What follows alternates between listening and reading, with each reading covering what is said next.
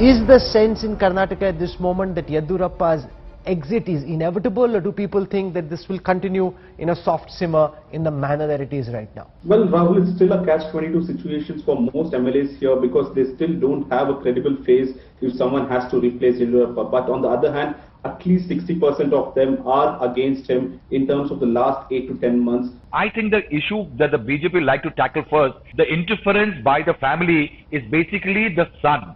One of the sons has become the single point entry into the Yediyurappa Darbar. The BJP will like to tackle that first. Right from the time Mr. Yediyurappa took over as Chief Minister in this round, things have not been comfortable. I have seen a fatigue factor coming in the Chief Minister. And I think the central leadership is trying to create that situation in the state which makes it inevitable for the Chief Minister to make way. I don't think the BJP Central Command wants to destabilize a government at this stage, so I don't see a change immediately. Over a period of time, yes, they have been looking at potential change, but as Rahul Srivastav pointed out, what is important is that they would like to keep the pressure going. They do not want this government to become a Yediyurappa solo family exercise. The thing is that, see, we have started the government. In the first instance itself, we have proved Yediyurappa, the Karnataka Chief Minister, BJP Chief Minister, has proved that he is still worthy enough.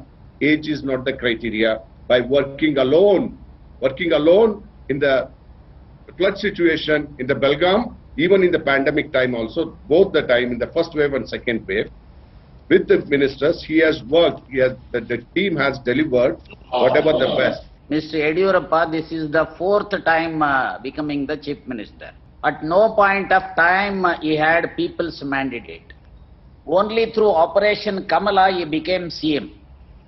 For Operation Kamala, Mr. Yediyurappa had invested crores of money, around more than 1,000 crores. He and his family members started from the day one to loot money, ignoring the development and party sincere workers and leaders.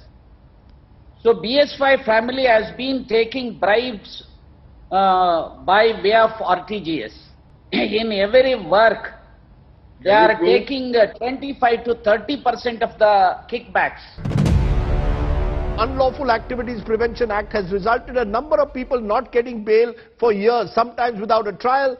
Will today's verdict make any difference in your view, Indira Jaisingh? What the court has basically said today is that the UAPA Act is not attracted to the facts of the case relating to the three people who today have been granted bail. It's just not attracted. Why? Because what they did might amount to participating in a riot. And I'd like to say this loud and clear. My understanding of the law is every riot is an offense, but not every riot is a UAPA offense. Security of the state is those cases where actually the sovereignty of the country is threatened. And the High Court is very right in saying that just because a few college students decide to protest, our nation is strong enough to withdraw these protests, even if they're ill-founded or violent or not. No case of terrorism was made out.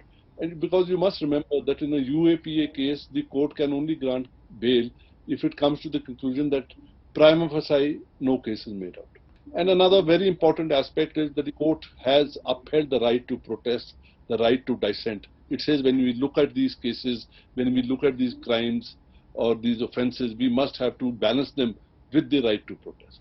It's not just that the BJP government is abusing UAPA. Congress government equally abused quota and arrested thousands of people who were clearly unwarranted arrests. Illegal arrest in this country is extraordinarily common. Thousands are languishing because of illegal arrest. And never is any action taken against a policeman for those arrests, or for a public prosecutor to oppose the release, or against the judges who refuse to grant bail or quash these false prosecutions against innocent citizens. This is the time for the police leadership to stand up and clearly say that we cannot go overboard on these issues, because you see the sedition case, the NCRB report of 2019, the conviction in sedition case is 3%.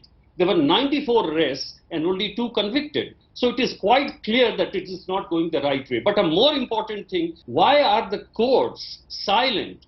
Today, if for 13 months, if these activists were in jail, and then the High Court says that even the prima facie evidence is not made out for the UAPA, then something is seriously wrong.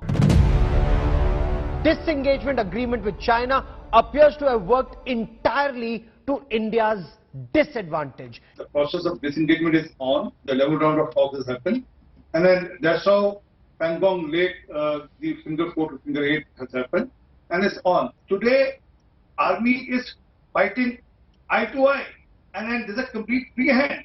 I remember Mr. Anthony in the parliament said that we are helpless. We don't have arms, we don't have ammunition, we don't have infrastructure on China border, so we are helpless. We can't, and that was not far away, far long. This was way back into 2013, September 2013. Give me a second. After Samsaran who filed a report, this was after Samsaran who filed a report, that 40 kilometers of the Indian territory has been occupied by China, not us. He was the National Security Advisory, chairman of the National Security Advisory Board during UP regime.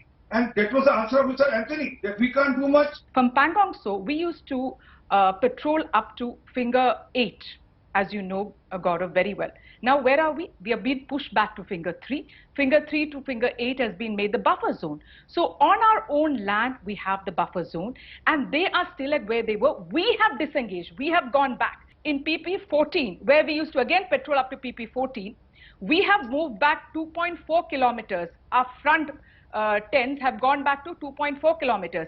The Chinese have moved back. Their front tents have gone back 400 meters. So what are we talking? What disengagement? So to say that we have withdrawn 2.4 kilometers and the Chinese have not withdrawn, it is not like that.